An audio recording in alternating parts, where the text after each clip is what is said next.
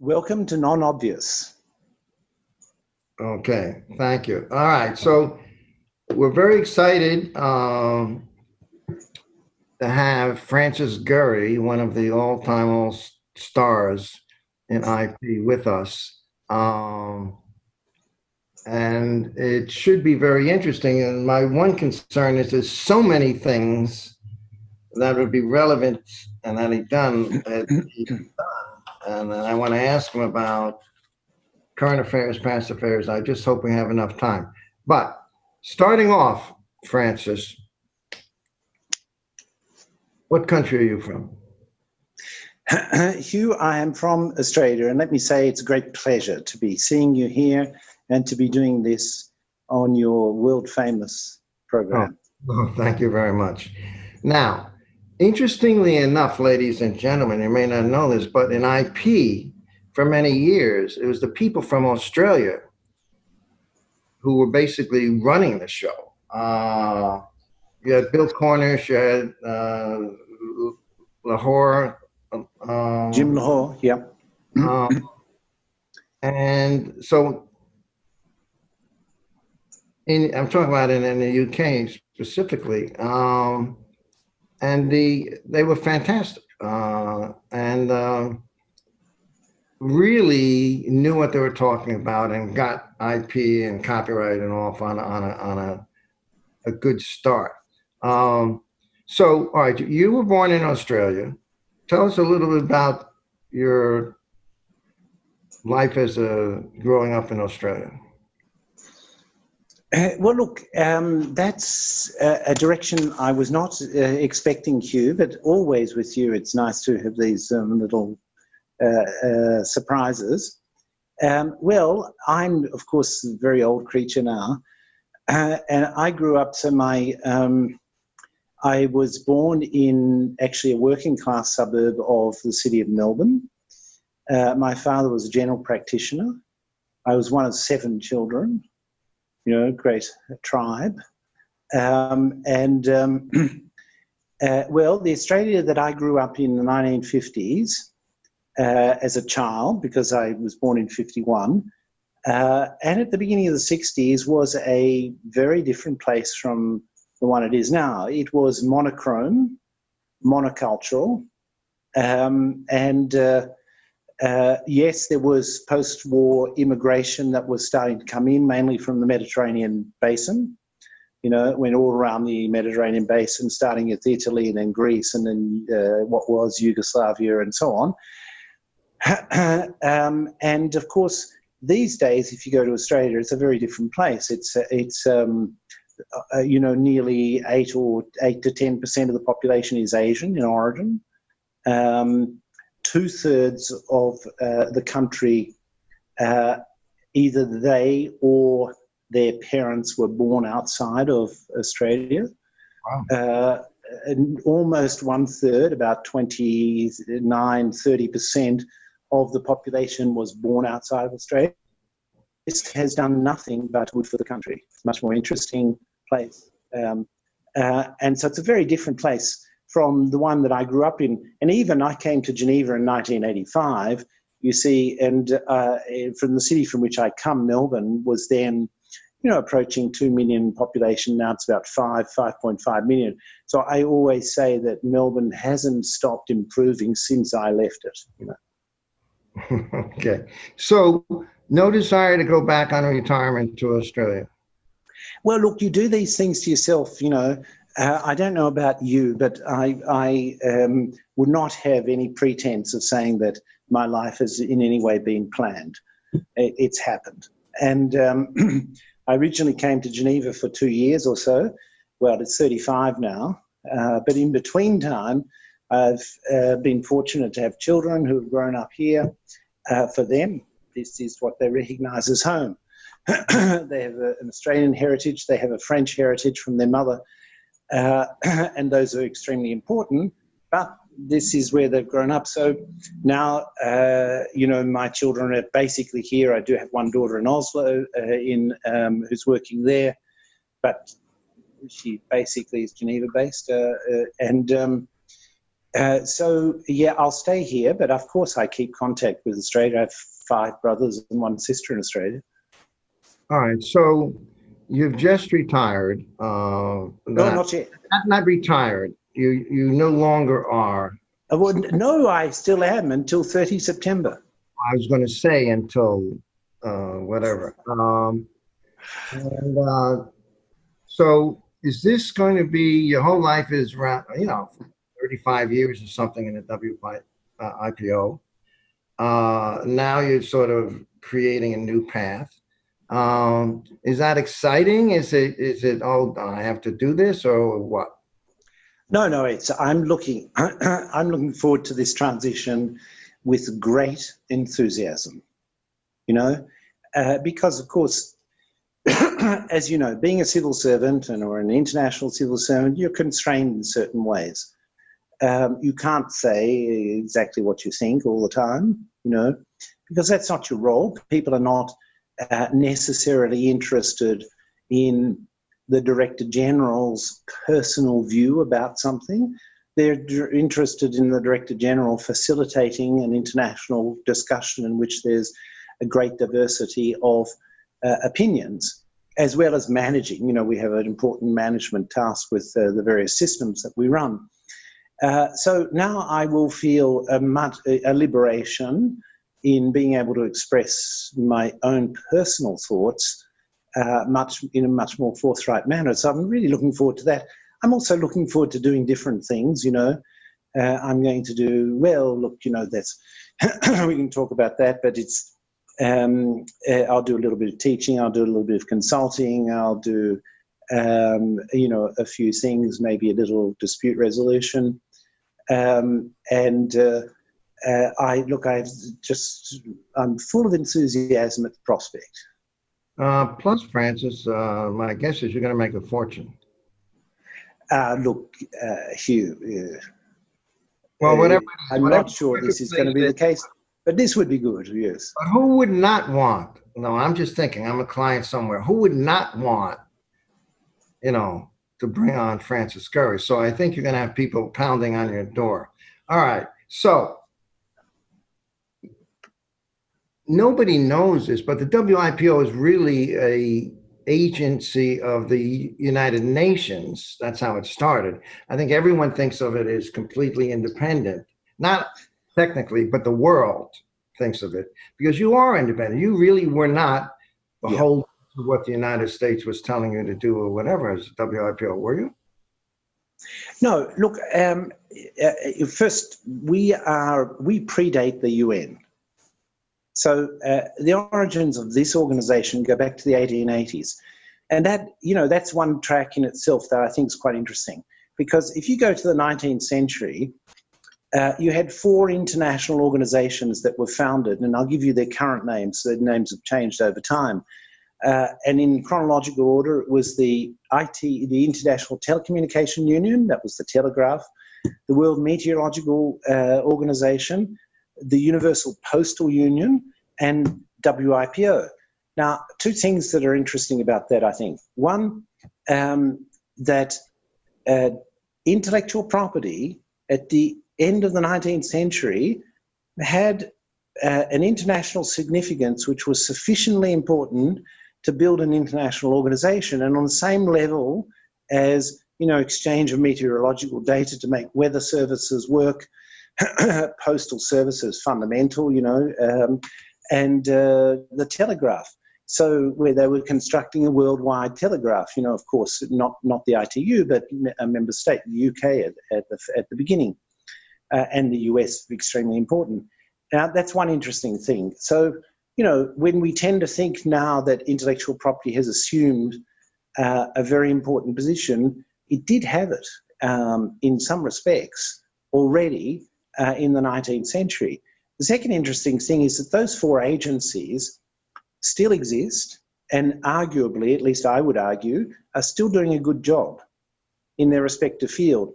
And in between time, the League of Nations has been born and died. The United Nations has been born and is subject to enormous stresses and tensions. the classical multilateral architecture. So it's a testimony to the endurance of technical international cooperation. That when you get specialists and experts talking about a subject matter, they can communicate with each other and interact. And a lot has been done, of course, in the 140 or so years since the organisation began. And it's also a warning that we should try to keep politics out of technical discussions as much as possible. Now, of course, that is a pipe dream now, because we live in a world where, of course, the centre of tensions between countries is technology and technological supremacy, because it's the key to competitiveness, it's the key to competitive advantage, and to so many things that we're familiar with in the intellectual property world. And so you can't quite keep it out, but I sort of think that what my argument will always be, that here in WIPO, we're a little island in the middle of the Pacific Ocean. And on this little island, what happens is that which has been agreed. And our efforts to try to agree, expand that, let's say 7-10% of the whole of intellectual property. And on the high seas, well, we know there's a lot of piracy that goes on and so on. And countries deal with that in their own ways. So we have to, on the one hand, preserve our, okay, you're here because this is what we agree about. And out there, of course, lots of other stuff is happening bilaterally. There are tensions all over the place and so on. So that's how I would see it. And then it is very important that, of course, on this space that has been agreed, which is only a microcosm, it's an island in the middle of the big ocean. In that area, I think it's very important that we try to maintain it as free as possible from extraneous political circumstances.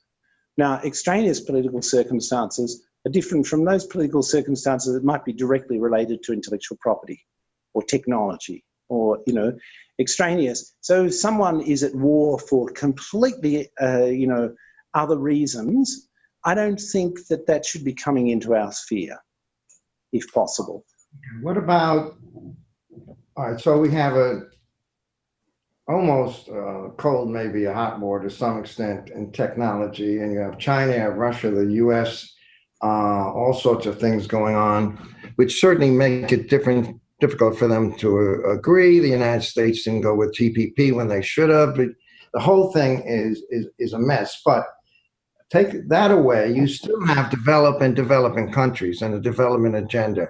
And at WIPO, in the beginning, developing countries were happy to do what developed countries. Then they had their own agenda. To what extent did that have an effect on what the WIPO was doing? It has a huge effect, obviously. And look, the way I would see it is that throughout the last 100 years or so, and different periods, of course, you've had two great axes. You've had the north-south axis, and you've had the east-west axis. And the east-west axis, of course, the Cold War and everything that happened during that time, where technology was very relevant. It was very relevant in terms of the space race, as you know, between Russia, United States of America, first person in space, first man on the moon, etc. So it was there, and of course, fundamentally important to military capacity. And then you had the north-south axis. And the north-south axis, all about developing, and it's been through various iterations, and it's always there. And there is somehow a lingering, feeling that technology is a means of asserting supremacy, and that may or may not have any correspondence to truth and reality, but that lingering feeling is there. Now, what's happened, of course, with the rise of China and the dissolution of the Soviet Union is that the East-West axis has been transformed. And the East-West axis has been transformed by the rise of a country which certainly from the East, China, but it was a developing country. And it still claims to be a developing country. So you get a bit of a merger of these two axes of north, south and east, west in the new situation. Well, it's in play, as you say. We don't know how this is going to come out. But I personally think that the fact that China has been a developing country is enormously significant for, well, both axes really, but for the north-south axis, because it's an example, amongst others, of a country from the south that has acquired a technological capacity which is equivalent to many, if not all, but many in the north. And that's an example. Now, look, when you look at China, lots of people make a lot of criticisms of China, as you know, sitting in the United States of America, and I'm agnostic to all of that in various ways, but because what we have to recognize with China is that, first of all, it adopted a patent law in 1984. And at that time, the whole Soviet bloc, the socialist bloc, not one country had a patent law, because patents are private property. They had what they called an inventor's certificate. And that is, you invented something, you got a certificate and a miserable prize, and the state owned the invention. It's a completely different system. But the whole of the Eastern Bloc, the Soviet bloc, operated under that system. Well before we even thought about the possibility of the collapse of the Soviet Union, China adopted in 1984 a patent law, private property. And that was an extraordinary choice. And it's very influential because they looked around the world as they do, and they said, this is the model we'll follow. Because it laid the basis also for a market economy. It was one of the instruments laying the basis for a market economy. We can all argue about, the extent to which it's a state-directed capitalism and so on and so on and so on. This is, another question. But you have to recognise that was an extremely important historical event. And you have to recognise also that since then, in 1984, they've gone to the position where last year they became the largest source of international patent applications under the PCT. That's quite a journey in 40 years. And I think we have to put these things in historical perspective. I know there's a lot of stuff happening in this space, at the moment. But in historical, if we take a longer term historical perspective, we know that China was a major scientific power until 1800. The source of so many inventions, whether the compass, paper, the printing press, originally, gunpowder, you go on, you can name the list. So I don't see the rise of China as the arrival of something new. It's the re-establishment of something that was there. And China, not forget, used to generate, before 1800, approximately 25% of world GDP. So in the heat of all the discussions that we see and the accusations and the recriminations and this, that and the other, all of which is going on, and which I'll make another comment about, we have to, get a broader historical perspective of what is going on here. And as far as, all of those accusations, recriminations, and so on, well, look, there are various ways in which you can look at it. And I know this is a very large question. It's even larger than technology, if that is possible. It's a very large question, lots of stuff. We don't have full transparency into what is going on. We don't know all the facts. But for me, I think it is very important to recognise that there is always and always will be competition between major powers. Okay. All right, Francis, we got to get back to just some straight IP here. I think it's fascinating. Okay, some basic questions. WTO, are they a player at all anymore, or what's going on with them? Well, there is a systemic or existential challenge to WTO. I'm not going to talk about that, okay? And that's, of course, coming from the United States of America in the current administration. That's, not my business. In the IP world, well, of course, the establishment of the TRIPS agreement was a fantastically important event in the world of intellectual property. And it changed the scene in many, many ways. And I think now we have to recognise that we're almost 30 years on from that. 40 years on from that, is it? 30 years on from that. It was early 90s, 1994, I think, when it came into force. And we're getting towards 30 years on. Well, a lot has happened. The world has changed since then. In terms of normative instruments, since then, well, we had the 1996 Internet treaties. We had the Beijing Treaty to complement those. We've had the Marrakesh Treaty. We've had the Patent Law Treaty. We've had the Singapore Treaty on, law of trademarks. There's been quite a lot of movement.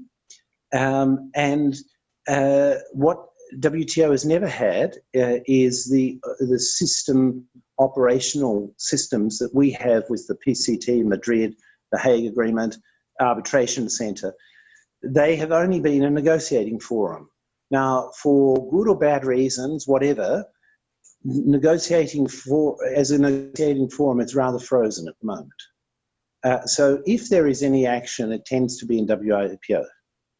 Okay. But of course, we know that the rulemaking activity is rather limited at the moment. Okay, multilateral treaties, which were, I think, a great boon and way to move forward. Are we at a period where it's all going to be plurilateral and bilateral, or is there still room for multilateral? Yeah, so look, I'd make two comments on that. I think the first comment is that there is recognition that you can cooperate internationally in a variety of ways and not just by concluding a treaty. Okay, so traditionally for many years, 100 years maybe, the major means of international cooperation was treaties, through treaties. You did an agreement with someone that you'd do this, that, the other thing. And a lot of progress was made there. So what we're seeing now is that through the internet and through platforms, you can actually do a lot of practical international cooperation. So what do I mean by that? Well, let's take the Marrakesh Treaty as an example. So the Marrakesh Treaty establishes two important rules. One is that you must, as a contracting party, have an exception under which an accessible format of a published work can be created in certain circumstances. And number two, those exceptions at the national level talk to each other to facilitate the exchange, the cross-border exchange of works in accessible formats. Now, that creates the enabling platform. It doesn't move one book. You've got the possibility of moving books, but it doesn't move any. To move a book, you need a different form of cooperation. And that we've got through our Accessible Books Consortium, where we have all relevant stakeholders in the value chain of publication involved. We have authors, publishers, libraries, rights-owning organisations, and other distribution platforms.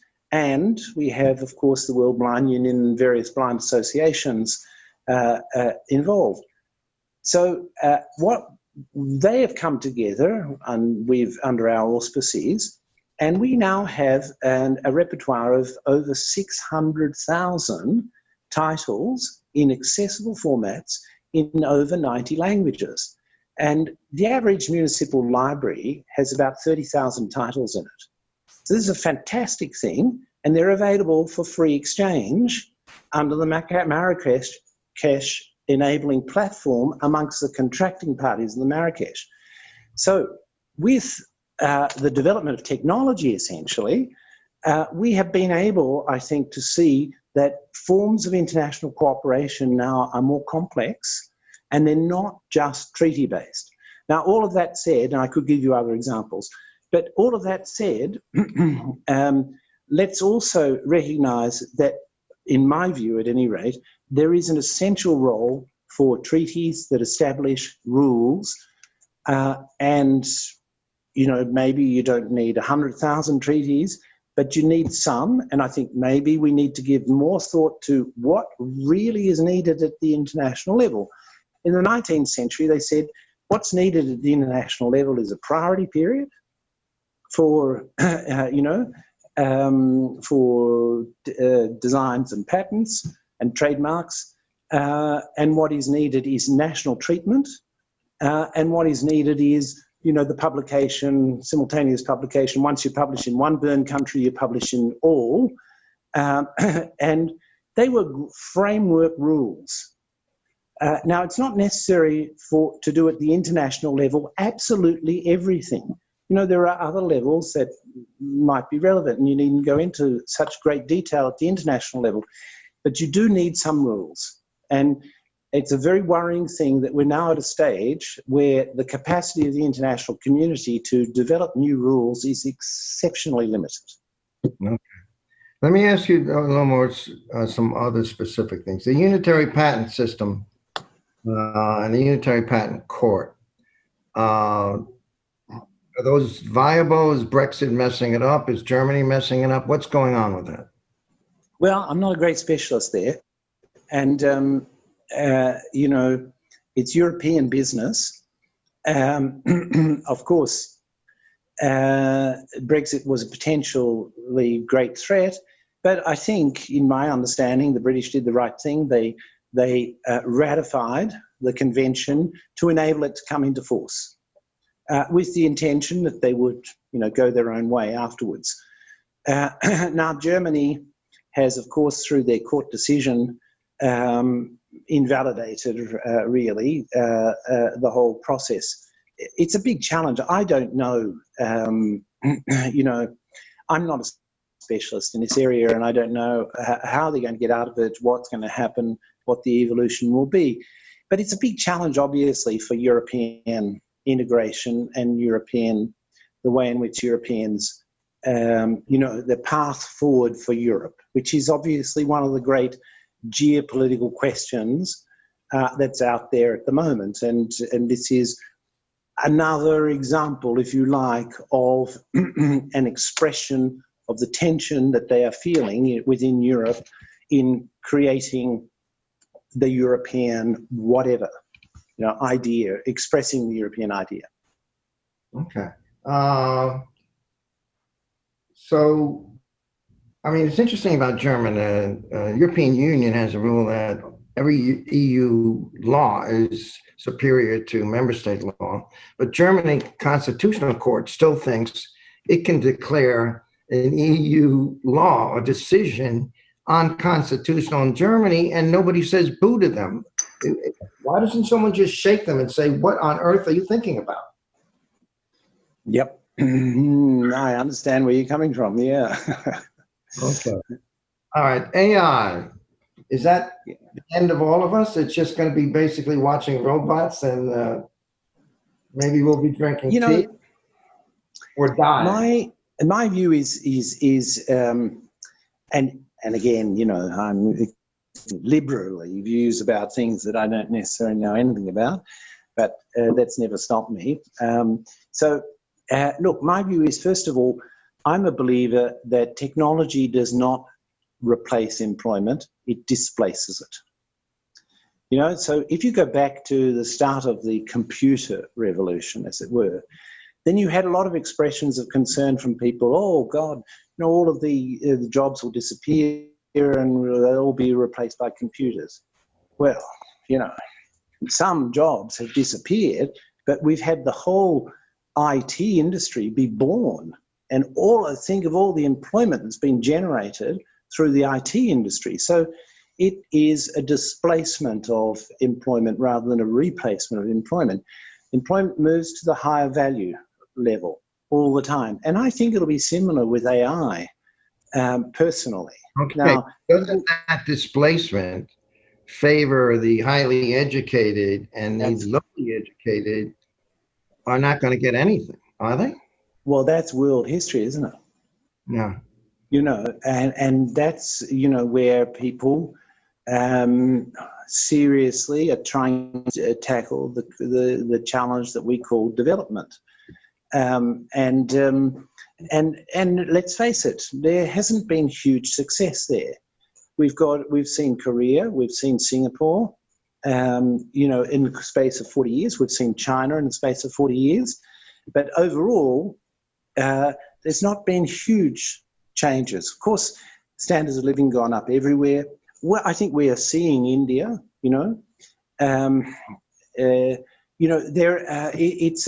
it's a big challenge. For me, what's fundamental to this is the development of technological capacity. And that leads to a question of, so what does the international community do to develop international technological capacity in countries for just the reason that you cited, Hugh, namely, if they don't do something about this, they're going to be screwed again, or they're going to be left behind again. So what does we do? Well, I would argue, and now I can be a little bit, I will be a little bit more liberated in my speech, that some of the tools chosen have been, in my view, complete failures. So one of those tools was transfer of technology. Well, I look back at the 40 years or so of discussions on transfer of technology, and I think it's a complete shambles, complete chaos. We don't have moves around the world for the transfer of oil free, energy free. So it's a non-recognition of the fact that technology is a factor of production. It's a fundamental element in your competitive structure. And who is going to give that away free? You're going to say, okay, you can take it all. Here, take our competitive advantage that we have invested in. So in the first place, I think it's unrealistic. And I'm not arguing here on, in Manichaean terms of good or bad, or it's unrealistic practically. And secondly, I think there is a total confusion between public rights and private rights in this whole transfer of technology business. States can't undertake obligations to transfer the technology that in law belongs to private corporations and private citizens. That's never been clarified. The amount of technology owned by the state is important maybe, but it's not as important as the amount of technology that is owned by the competitive market structure. And the competitive market structure, that's what you're talking about, how you be able to compete in that space. So they can't even do it. They can facilitate certain things, they training and this, that, and the other. So for me, that has all been really a complete wild goose chase. And I think that what we should be focusing on is the development of local technological capacity. First, and secondly, the acquisition of foreign technology.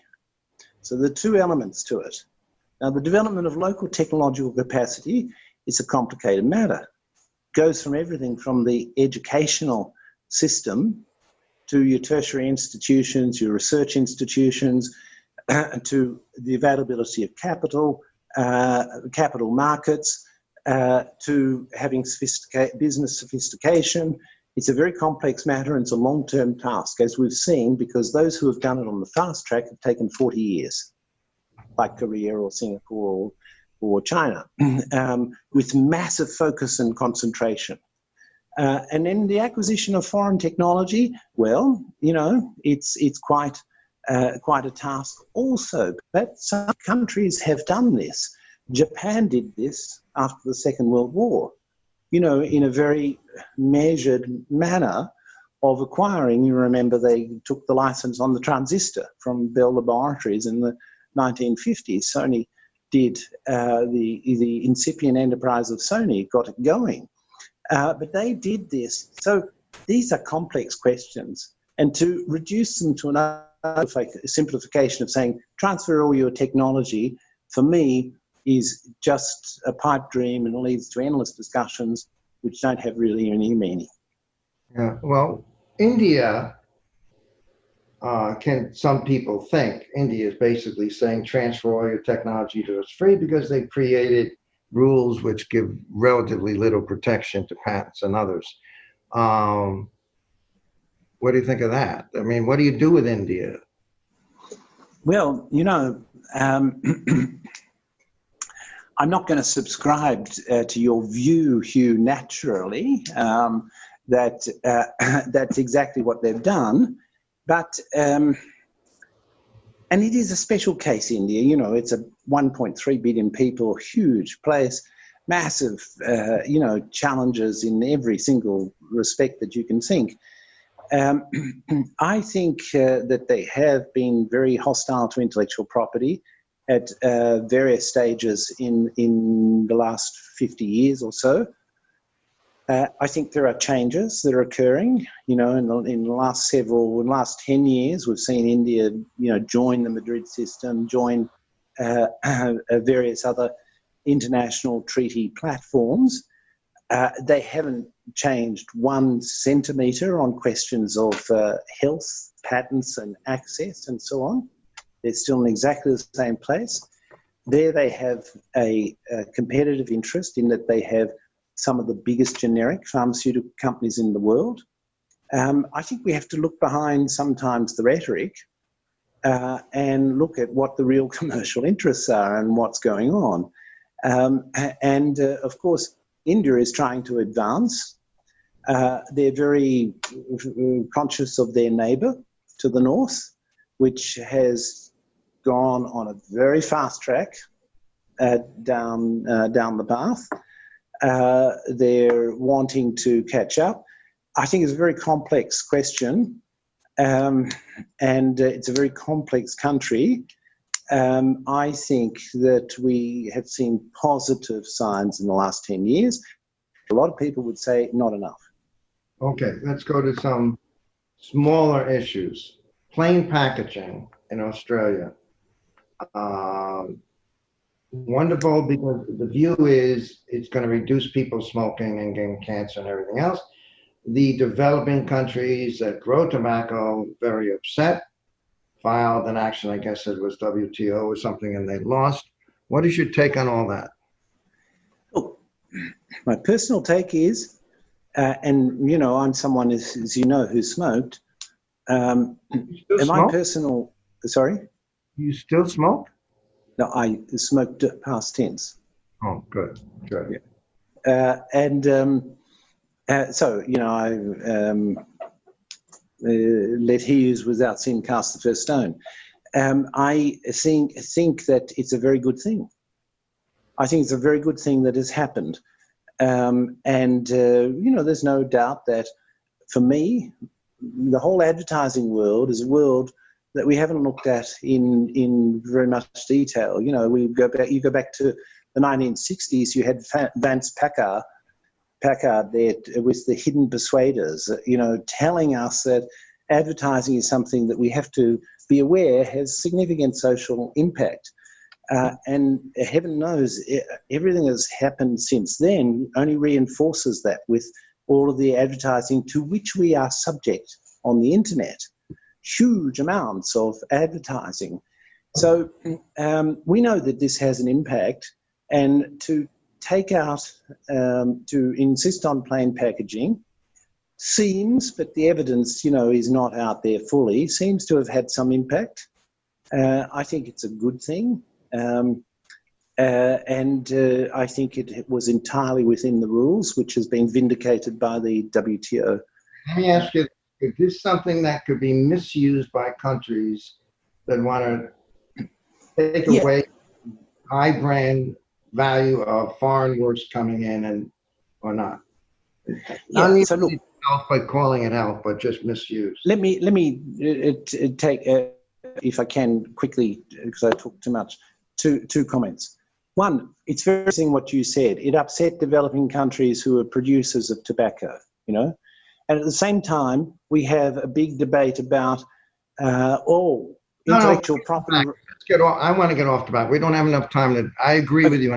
I'm going to just take this plain packaging. Okay, so I think the systemic question that arises from plain packaging, which is a legitimate question, is to what extent can you use the intellectual property system to implement objectives which don't belong to the system?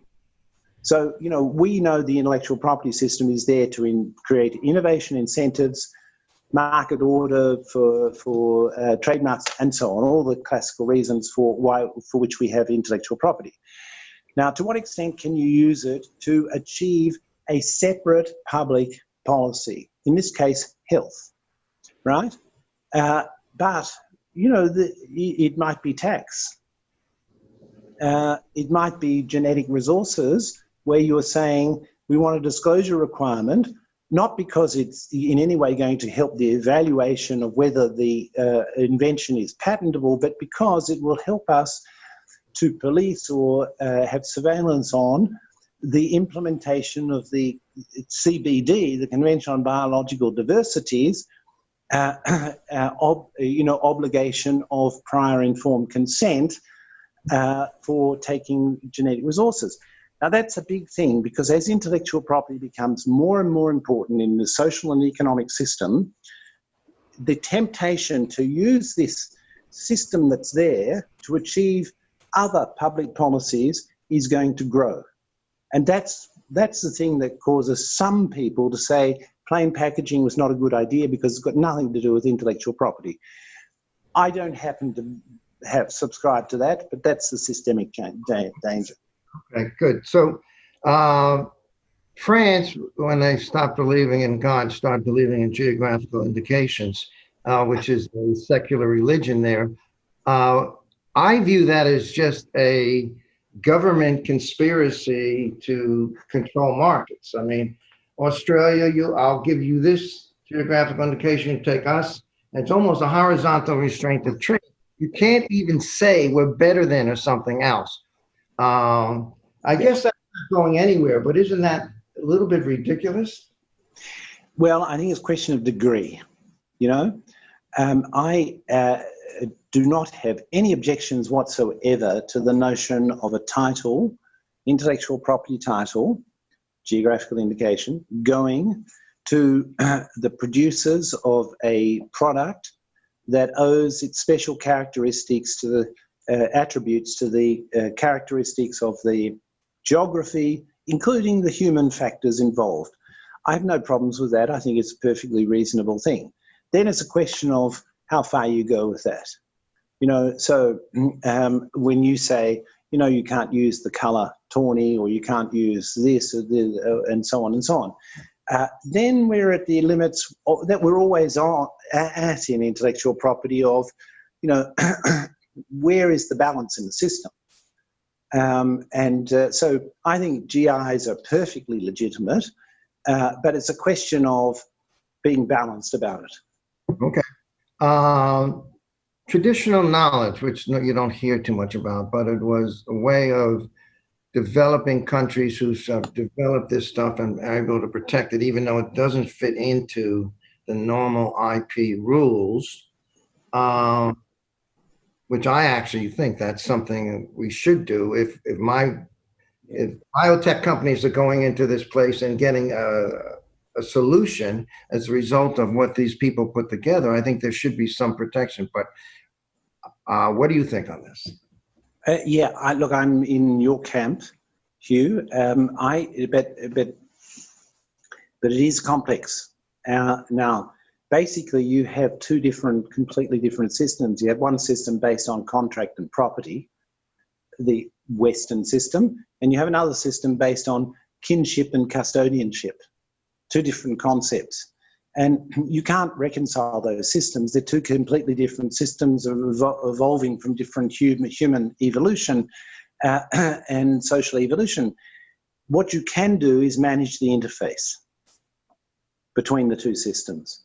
And I think we have to do. So I don't personally think that it's a good idea or even respectable behaviour to take a name that is sacred in some traditional system and to use it as a commercial mark in the other system. I think we have to define how we manage that interface. You've done it in the US. You know, there was at one stage a bourbon introduced with the name of a venerable Sioux warrior associated with it. And Congress at the time appended to an appropriations bill a prohibition of that. And I don't see any difficulty with us developing an international system which requires a bit of respect. I mean, Crazy Horse is a venerated Indigenous leader, from historical leader in the United States. It's also a strip parlour in Paris. You know, so let's move on from the names to actually the content. So we're not now talking about a name, but we have come up with a drug through this plant or something, a development country. Yeah. And biotech comes in, did no research, no anything, and just goes in and basically takes that wholesale and uses it. That traditional knowledge, yep, should be any protection for. So I think there are two questions in there. I think the first question is there something in the innovation value chain that the IP system is missing? And I think there is. And I could give you many examples. I'll give you one quick one. You know, the Bela people, a landless people in Mali, noticed that a certain form of wild rice, which they harvested, did not suffer from blight, while all the cultivars, all the cultivated varieties of rice were affected by blight.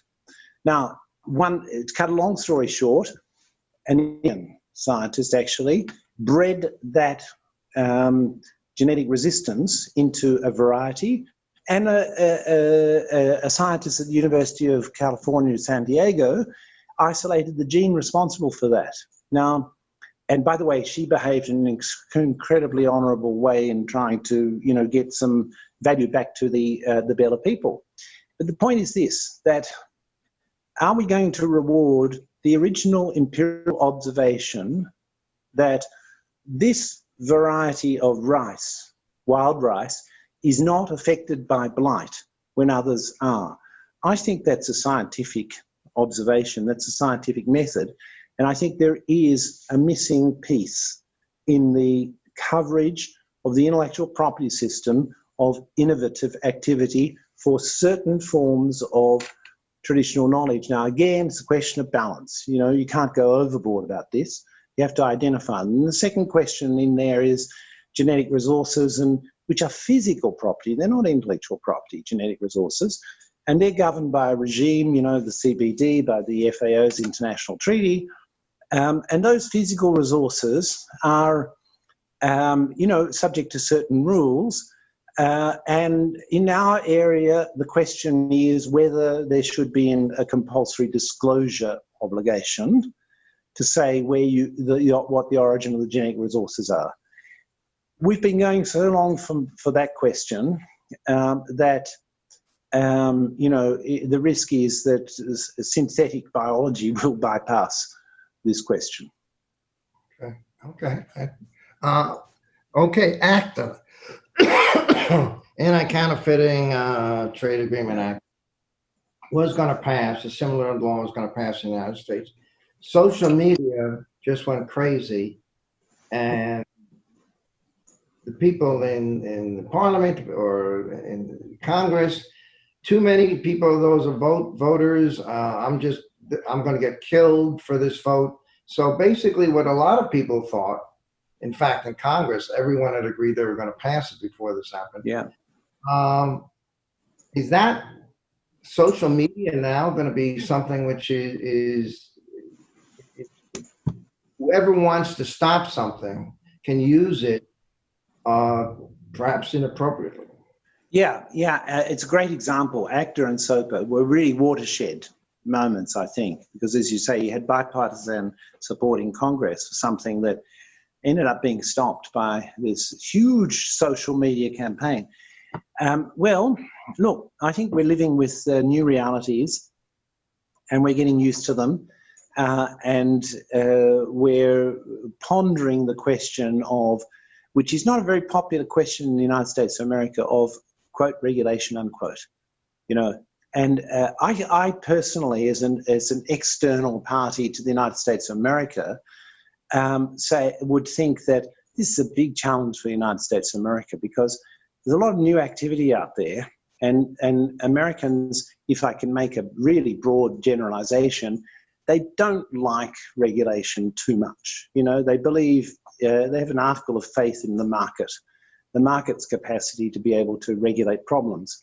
And you only really regulate something when there's a market failure, or, you know, the market's really gone the wrong direction. You need to correct it and create fair competition and so on. You know, forgive the summary of American political thinking, you know, excuse me. But now look, if you maintain that view, you have massive new social and economic challenges arising from new technologies.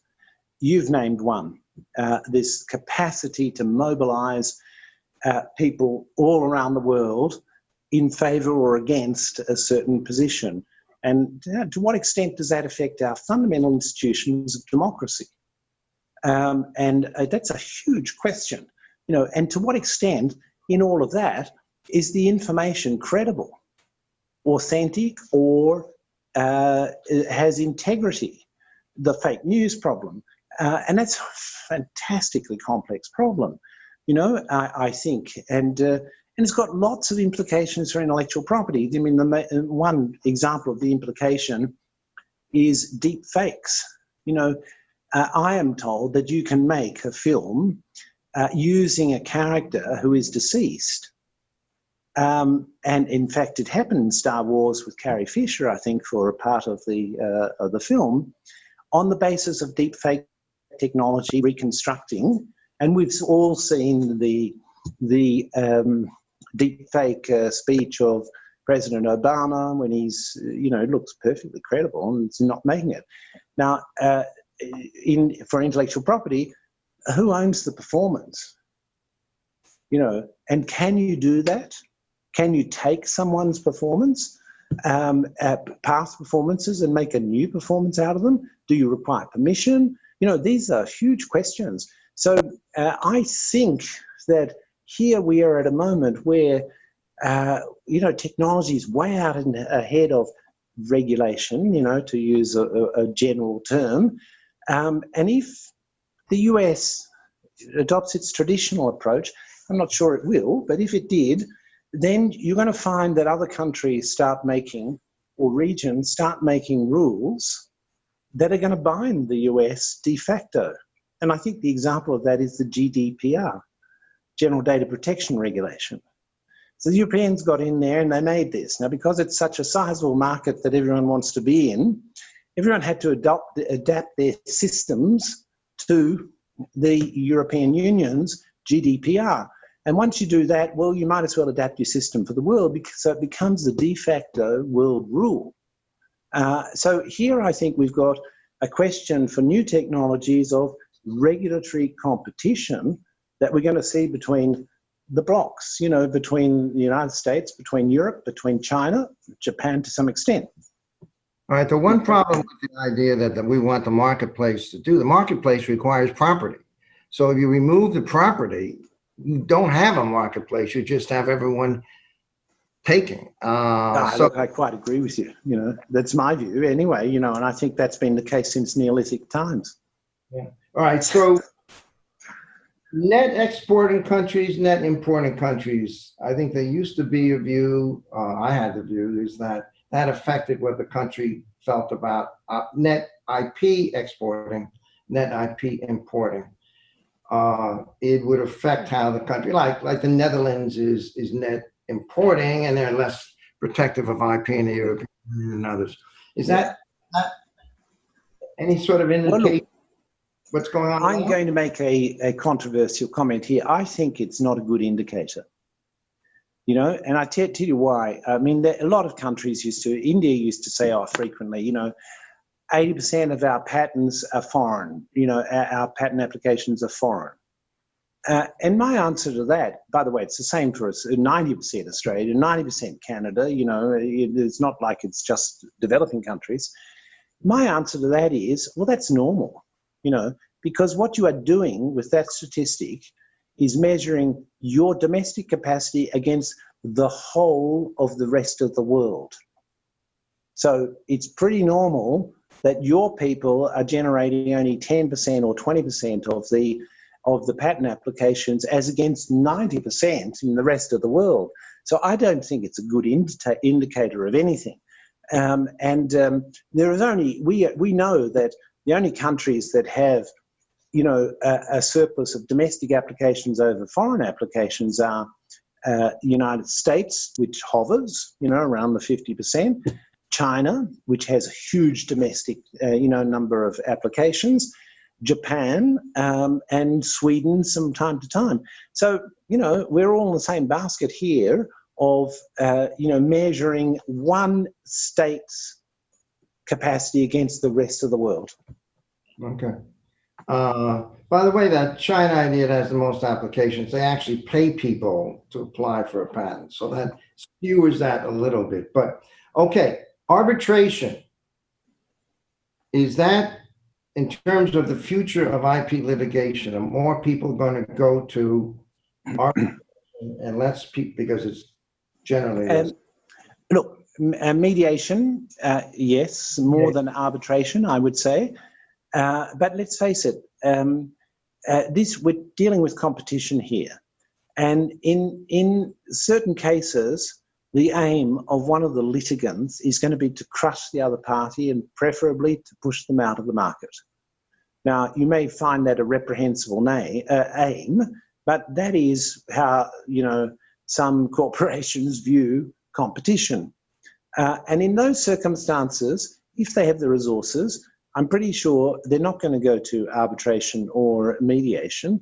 They're going to go to all-out warfare via litigation, and they'll sue them every jurisdiction and crush them. So that's always going to be there.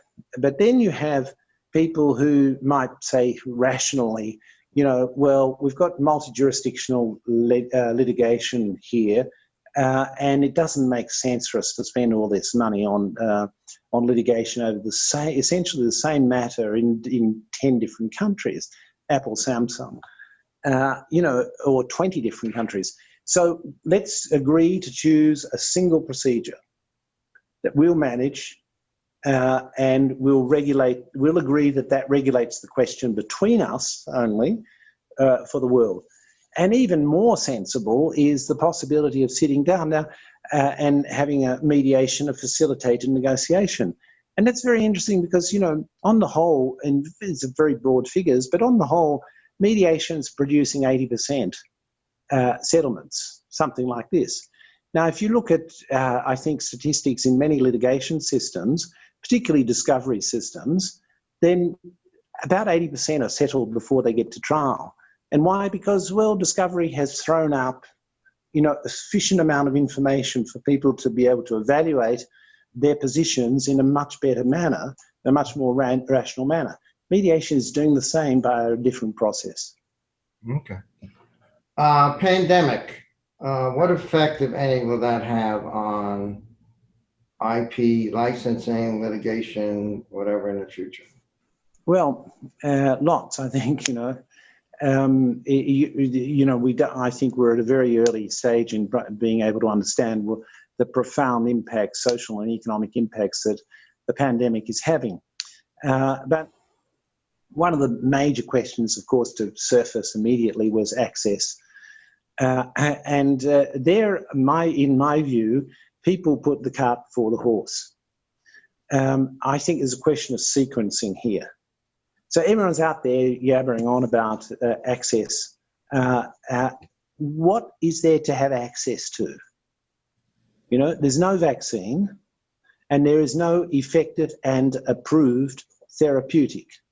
That can change. It can change next week, but it's unlikely to change next week for vaccines at any rate. I think we should have been saying, as policymakers and rational people around the world, we're in a spot of bother here. We've got a virus which is lethal and which is highly contagious, and we've got no vaccine and no therapeutic. So let's focus on that, and let's focus on innovation. Now, when you come to innovation, of course, it's a very complex ecosystem. And 70% of innovation is funded and performed by the private sector on average worldwide. And that means you're going to have to work with many different players and in very many different ways with market incentives plus government sponsorship, because that's always played an important role in innovation as well, whether it's the space program or, basic research in the biomedical sciences. So I think we've got the sequencing, we've had the sequencing wrong, and everyone rushed off, got on the bandwagon and said access, access, access, when there's nothing to have access to. Now, that said, people have challenged me on that view and said, oh yeah, but should they prepare for the access problem? Well, we know that there are provisions in the international instruments, and we know there are provisions in national laws which I think will prove to be perfectly adequate to deal with this situation. And I'm no doubt that governments will act if the case arises. But just this morning I was speaking to someone and I said, and they challenged me on this and said, you need access. What's wrong with preparing? I said, well, okay. Do you know where the therapeutic's coming from? Whether it's going to be invented in China or the United States or Europe or Japan? Surely you want to look at the circumstances of the situation before you regulate and take a position on it. It could be entirely different. Do you know whether it's going to come out of a publicly funded research project or whether it's going to come out of an entirely private innovation initiative? I think we need to, be measured here. We need to act swiftly when the time comes, but we need to know what we're acting about. Okay. 2 quick questions. You mentioned Japan. Japan is an interesting situation. When I first started getting involved in IP, everyone was saying Japan, Japan. It was actually going to overtake the United States as the biggest economy in the world. I put on this conference and everyone wanted to know what Japan is doing. Now no one cares less what Japan is doing. What has happened? I mean, if in fact IP drives economics, Japan had the IP. What happened to Japan that all of a sudden they're sort of in a corner by themselves? Yeah. Well, look, I wouldn't write Japan off, that's all. I think Japan is enormously strong technologically. It's got really great technology, and it's a society that's geared to it, and people think in these terms in the private sector. The government and the universities all are very conscious of the development, the development of technology. Let's remember that in 2002, Prime Minister Koizumi then declared that Japan would be in the 21st century an IP-based nation. And that if you translate that into other terms, what he was saying is basically that they believed in the commoditization of knowledge and new technologies. And that's what's happening. So, I think the Japanese are, if I may say, it's not for me to say, extraordinarily smart in thinking about these questions. And I think they're extraordinarily advanced technologically, the Japanese. And I have been going there every year, same time with JIPA, the Japan Intellectual Property Association. They put on a great program every year. They always show me some pieces of Japanese technology, and I'm just bowled over each time with the way they think about these questions. So why are we in the situation that people tend to ignore it a bit? Well, I think it's probably, that everyone's focusing on the neighbour a bit, China, and you've had, since that time, just the time that you mentioned, the 1980s, you've had the rise of China. And so, a lot of focus has turned there. But let's remember, Japan's a huge player in innovation, huge. Let me throw out something. One reason that this may have happened is the view of Japanese corporations is it's very hierarchical. The people on the bottom just be quiet and do what is supposed to be said, whereas Silicon Valley, everyone else is you're getting all these views from everybody, and what end you do is you produce a better mousetrap. Is there any truth to that? Say it again, Hugh. All right. I'm a corporation, yeah. And the culture of the corporation is the junior people don't say anything, they listen. Yeah. And the senior people make all the decisions. Silicon Valley, other places, actually, everyone is talking. There's no hierarchy on talking, and you're going to get more ideas into the flow that way. And then you can use those. And Japan is just more limited in what they're getting. Is there any truth to that, do you think? I don't think so. Okay. I don't think so. I think that, it is a bottom-up culture. Things go through the layers and come up, and by the time it gets to the top, it's been pretty well filtered. But I think they're showing great, great innovation. Let me give you one example that was in the book of now the names may escape me, but the two founders of Sony Corporation, and one was a technical genius, Ibuka, and the other was a business genius, Morita. And one day Mr. Morita was sitting in his office, and Mr. Ibuka walked in, and he had two speakers strapped to his side and a turntable, a tape turntable strapped to his stomach, and some earphones on. And Morita said, "What are you doing?" And he said, "Well, look, when I work, I like to listen to music. At work, I also like to move around." And so Morita then immediately called the engineers from his R&D lab and said, "Make me the smallest, turntable and hearing device that people can wear when they're mobile," which was the Walkman. And think where we are now in the evolution of that down the track. So that was a great example, I thought, of, the technical genius being combined with the business genius of seeing the opportunity. And I think they've done plenty of good things, and, I wouldn't... Plenty of good things as well. Final question. Where are we? What does the future look like in terms of IP development, what's going on? Are you generally optimistic? You're generally pessimistic? You think it'd be pretty much the same? What?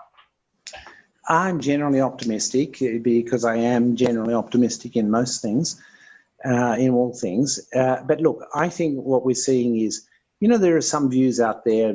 I think Tom Friedman even expressed it in one of his books that the IP system is finished, and the digital revolution has really introduced so much change that nobody cares about classical intellectual property rights anymore. Well, what I would say about that view is it's anti-empirical. Everything shows us that in the course of the last 10 years at least, the growth rates in demand for intellectual property titles, classical intellectual property rights, has far exceeded the growth rate of the world economy. There's no shortage of demand for classical intellectual property rights, patents, trademarks, designs, trade secrets, copyright. There's none. However, that said, maybe we're not capturing everything that's going on in the digital economy.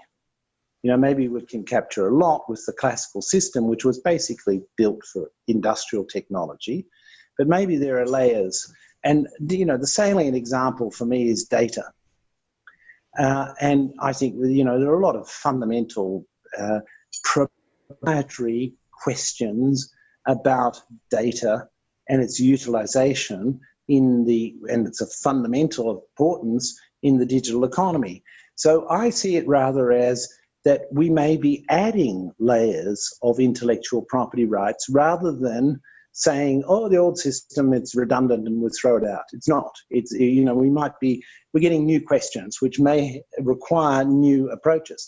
Now, historically, successful with that. I mean, I think the European database regulation was a bomber. You know, it failed. It was a solution in search of a problem. And I think the semiconductor layout design was not a very successful new intellectual property right. So we know we have to be careful here and we have to proceed cautiously.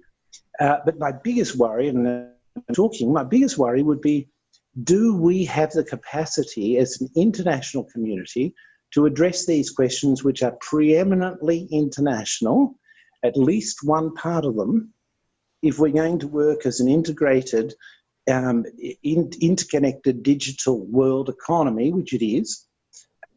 Do we have the capacity? The moment we don't.